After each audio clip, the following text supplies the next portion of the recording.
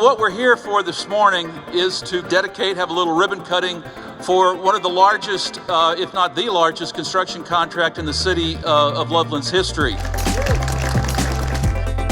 The project was completed on time and under budget in September of 2019.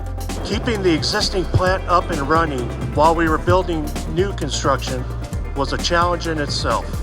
Before I go in and thank everybody that was a part of this project, I want to just take a moment and talk about teamwork and collaboration. It was never about personal gains. It was always about what was right for the project. Years ago, this project started in a planning process. They carried on to finding out where we can get the money for what we need to do. And then we figured out how to build it and find the right contractor and approach to doing that. And in that process, we planned for our future, and we continue to do that over and over again, no matter what the project is. I know how hard and diligently these people work, and they provide for our public safety every day. They provide for protection of our environment every day. It's wonderful to have a new plant that is going to lead us into the future.